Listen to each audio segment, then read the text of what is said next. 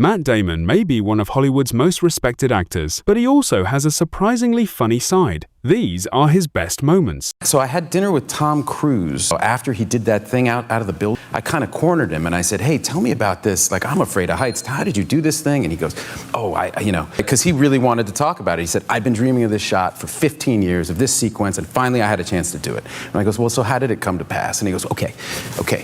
So I go to the safety guy. I tell him, this is what I'm going to do. This is what I'm going to explain the whole gag to the safety guy. Says, you can't do that. He goes, that's too dangerous. And I'm like, and he goes, so I get another safety guy. Matt Damon once found himself caught up in a bizarre rumor involving George Clooney, Brad Pitt, and a very unexpected press conference. So I was in the Venice Film Festival a few days ago. Brad Pitt had been doing interviews for Inglourious Bastards. I guess somebody kept asking him when he was going to marry Angelina Jolie. Right. And he got so sick of the question, he finally said, you know, I'm going to marry Angelina when George Clooney marries his boyfriend. Go to sleep. I wake up in the morning, and I, like you, go to my computer and I check the internet. On CNN, it says, man strips for George Clooney at press conference. So I click on it, and apparently this guy stands up and says, George is kind of, yeah. He goes, I am a gay. And George is like, oh, okay. And you are gay. Please take me. Choose me, George. Please. Matt also has a pretty wild story from a family camping trip to Australia. So we've gone down there for these extended periods and with the kids, and we go down and we camp and but there are, like, everything in Australia wants to kill you. There's a spider down there called the huntsman, but these things are massively huge, and they're not poisonous. They're the spider you want to have around because they kill the really poisonous spiders. Oh. But they're around, like we had this Airbnb we were staying in, and I was talking to my wife in the morning. We were having coffee, and she was sitting on the couch, and I was sitting across in this chair, and as I was talking to her, I saw this thing, this bigger than my hand, kind of come up the wall behind her. I mean, it was this massive, hairy spider. And I really calmly said to her, hey, come here, come sit over here with me. And she's like, what are you talking about? Come here for a second, come sit over with me. And she turned around and saw it, and it was like she screamed, and then the kids came running down, and it was like, oh my God. And I realized at that moment, I'm the guy who has to deal with the spider. And then it came on the couch. It was on the arm of the couch, and its legs went over each side. And I had to get a bowl, but not a normal bowl, like a cooking bowl, like one of those silver cooking bowls. And then I'm thinking, all right, I can trap it, but then could it get out on one side? Wait, I got to get it on a flat surface, and then I got to get something like a book or like a manila folder. And then I carried this giant thing out, and I was like, get the door, please, thank you, and carried it out around and put it in front of Chris's house. While filming Rounders, Matt Damon got to work with John Malkovich, and one thing Malkovich did on set left the entire crew in stitches. When he finally shows up, I mean, it's like, at that point, he's walking on water. We do the first take, and John goes, if you don't have my money, then you are mine. And I'm sitting across the table from him like, I'm sorry, what did you just say? Like, we're talking like this, and suddenly the action, if you don't have my money. And the crew bursts into applause. They're cheering. They're like, wow, amazing, amazing. And I'm looking at him, and I guess he sees me looking at him. And he leans across the table, and I lean in, and he looks at me, and he goes, I'm a terrible actor. Matt's impression of Matthew McConaughey is pretty spot on. All right. Do you have a little Matthew McConaughey? Oh, man. Just a little? Just before we get out of time here, just a little. The last time I did it was here. Yeah, so and we loved it. We all loved it, and it's all we talk about. The Bourne Ultimatum's coming out on Friday.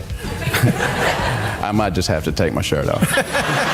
Ben Affleck and Matt Damon have one of Hollywood's most iconic friendships, and how it all started is absolutely hilarious. Ever get in any fights as a kid? We had a snow day at school, so we would all meet in the Cambridge Common and play tackle football. I mouthed off to a kid that I knew, but he was like your height. He was like 6'6". Right. And I might have been 5'3" at the time. I scored on him or something, and I don't know. I said something, but he came for me, and it was like this mountain of a guy came at me, and I was like, oh man. And it was right then that little 5'2" Ben Affleck tackled this dude off of me. What? Like out of nowhere. I was like a junior and he was like a freshman. And so that was the end of it. And the kid was reasonable and he was like, all right, I'm not fighting. All right, so let's play.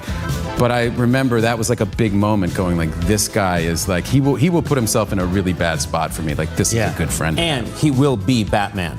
Matt Damon and Jimmy Kimmel have been fake feuding for years. And whenever Matt gets the chance to mess with Jimmy, he takes it. I'm sorry. I mean, you lost and now you gotta stand out here for the rest of the night in front of everybody.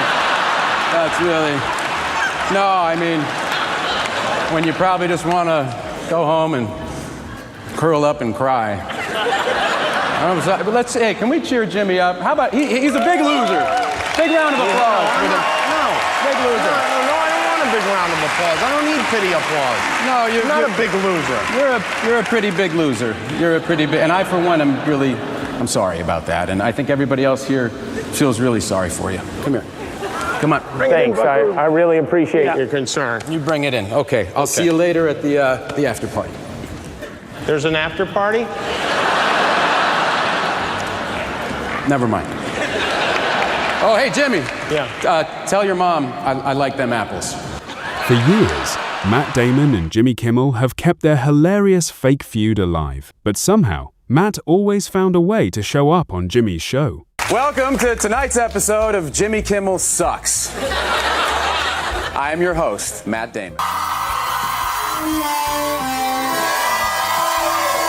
Tonight? What is going on here?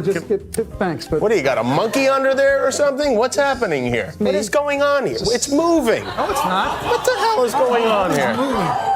What hey, is hey, this? kid, why are you touching me? Well, I'm not touching you. Oh.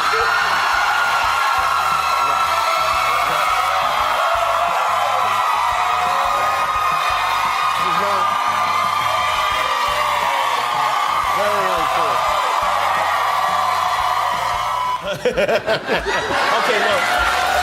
I'm on the show. How does that even work? I hacked into the system. Oh, yeah. Even Hollywood stars need someone to keep them grounded. For Matt Damon, that person happens to be his own daughter. One of my daughters patently refuses to see any movie that I'm in if she thinks it's going to be good. Really? Really? Why? Yeah, she hasn't seen Good Will Hunting. She hasn't seen What? Yeah. It's kind of a running joke, and she's sticking with it. Are they your harshest critics, would you say? Like, when you've got a film out, are they the people that you go to, what do you think, or is it your closer friends? It depends. I mean, they're all different. Like, my 17-year-old daughter just loves to give me a hard time. Right. So, like, I did this movie, The Great Wall, which she heard wasn't good, so she went and saw it. And we had friends over for dinner. She was talking about the movie. She kept calling it The Wall. She kept calling it The Wall. And I finally go, look, Isabella, it's called The Great Wall. And she goes, Dad, there is nothing great about that movie.